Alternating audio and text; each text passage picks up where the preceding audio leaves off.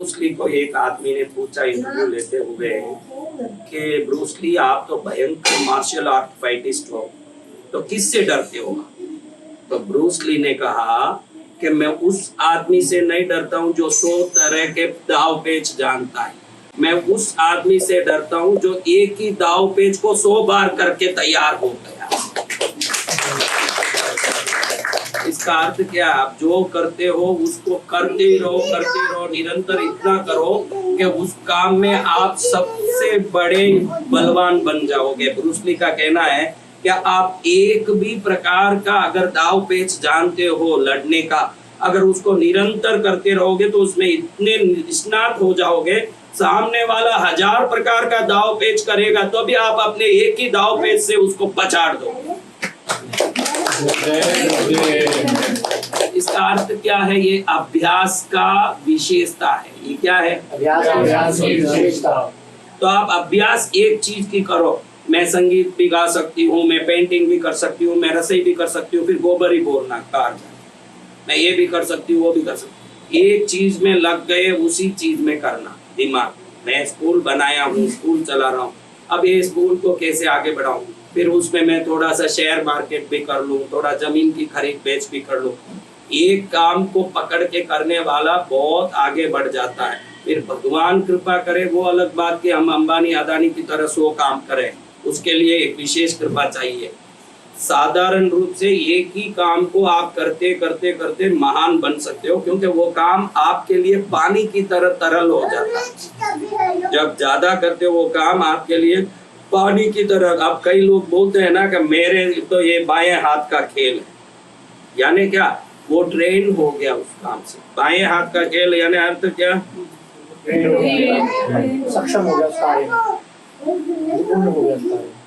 तो निपुणता तो अभ्यास से ही होगी ना भाई। तो आप लोगों का एक दिन में अधिकतर समय मोबाइल में, फेसबुक में, गूगल इंटरनेट में जा रहा है कि अधिकतर समय अपनी प्रगति के अभ्यास में जा रहा है? ये बताओ सब बेटा। इसलिए अपन छोटे से घर में दूध बेच, उसका कारण वही है कि हम हमारे समय का कीमत नहीं जानते। तेरे परदादा जीवित है क्या? दादा तो तू अमर है। परदादा गया मसान में, दादा गया मसान में, उसी मसान में तुझे ले जाने वाले हैं। उसके पहले नंबर 1 होके जाना है। मनुष्य जन्म में वो हो सकता। सुअर को बोलो, सुअर के क्या परदादा मसान में नहीं गए?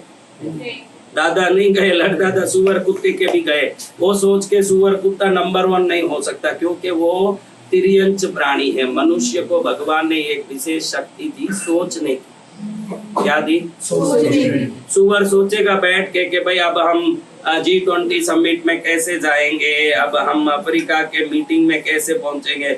मोदी जी सोच सकते हैं, मनुष्य सोच सकता है।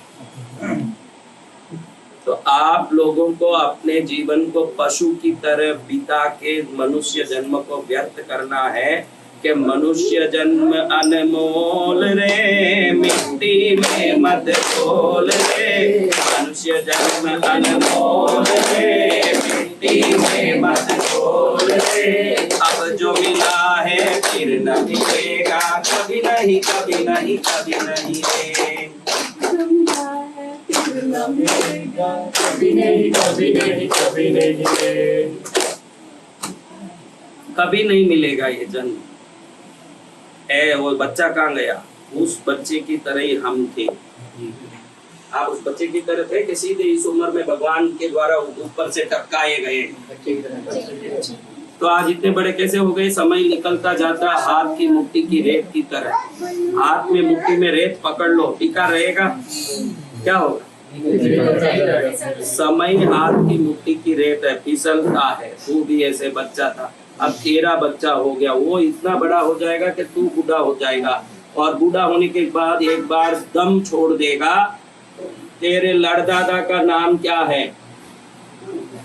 नहीं, परदादा के जो बाप होते हैं, दादा के बाप का बाप, उसको लड़दादा बोलते हैं। तो लड़दादा का बाप क्या है, नाम क्या है बता। अब ये सोच तेरे लड़दादा का तुझे नाम पता नहीं, क्योंकि उस आदमी ने ऐसा कोई काम नहीं किया कि नाम याद रहे। और तू भी अगर तेरे पड़पोते लड़पोते को पूछेंगे वो भी बोलेगा तेरा नाम याद नहीं। अब नाम ही याद नहीं, वैसा जीवन जी के मरना चाहता है कि कोई नाम अमर हो जाए मनुष्य जन्म में, वो काम करना चाहता है। तो वो ऐसे नहीं नाम अमर होगा। अभी देखो तेरे लड़दादा बड़े हैं के 500,000 साल पहले प्रकट हुए आइंस्टीन, न्यूटन, ये हरिश्चंद्र, राम, कृष्ण, बुद्ध, महावीर, ये सब बड़े उम्र पहले वाले हैं कि तेरे लड़दादा उनसे पहले हुए हैं। राम कृष्ण सब तो इतने पहले हुए, उनका नाम कैसे याद रह गया? न लड़दादा का कैसे नहीं रहा? क्योंकि वो कहने लायक कुछ करके गए नहीं, ये दादाजी कुछ नहीं किए जो मसान में जाके पड़े हैं।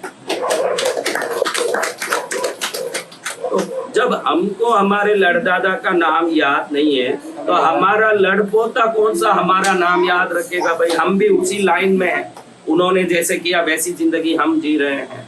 तो आज प्रण ले लो कि ऐसा जिंदगी जीऊं जिस जिंदगी में शरीर तो जाना ही है, शरीर के पंच भौतिक तत्व तो जाने ही हैं, लेकिन मेरा नाम सदा के लिए हो जाए। मैं उसके लिए क्या कर सकता हूँ? देखो, या तो रामकृष्ण जैसे महापुरुष, रामकृष्ण परमहंस जैसे महापुरुष, विवेकानंद जैसे महापुरुष बने, संत अपने धर्म प्रचार से अमर हो गए, वो भी हुए ना। या तो ऐसे नेहरू, मोदी, ये भी अमर नाम, कभी भी उनका नाम रहेगा। या तो अंबानी, अदानी, उनका रतन टाटा, इन सब का भी नाम अमर होगा। तो आप समाज में पैसे का सेवा करके, दान धर्म करके अमर हो सकते हो। अपने अधिकार से समाज का कल्याण करके नेता बन के अमर हो सकते हो, या कोई संत रूप में अमर हो सकते हो। या तो संत बनो, अमर हो जाओ, या तो कोई अधिकार ऐसा पाओ, IAS, IPS, IFS, minister, MLA, MP, अपने काम से अगर वो चाहें तो वो नहीं करते हैं, अलग बात। वो चाहें तो एक क्षेत्र का विकास नहीं कर सकते, उनके पास वो अपॉर्चुनिटी नहीं है क्या? तो अपने क्षेत्र का विकास करके देखो, कितने पार्कों में, गलियों में, स्ट्रीट के गलियों में कई पुराने लाल बहादुर शास्त्री का वो सब नाम लगा नहीं है क्या? वो तो चले गया, उसका नाम गली का नाम बन गया। हाँ? तो तेरा नाम किस गली में लगा है?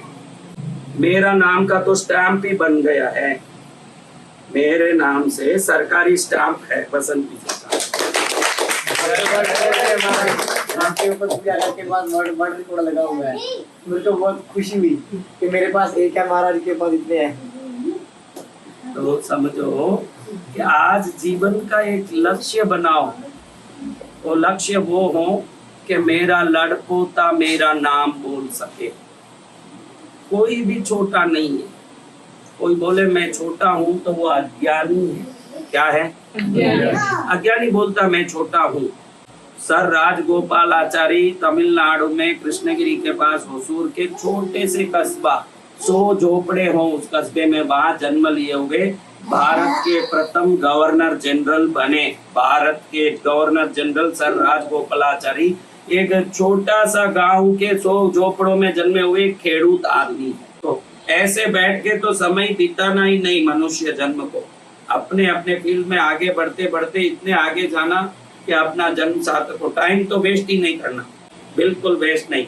मोबाइल पकड़ी बच्ची कब से कुछ भी नीचे रख देगी, इसको पूछो, पैसा छोड़ देगी, कहीं रख देगी, पर्स रख देगी, मोबाइल रखती है क्या?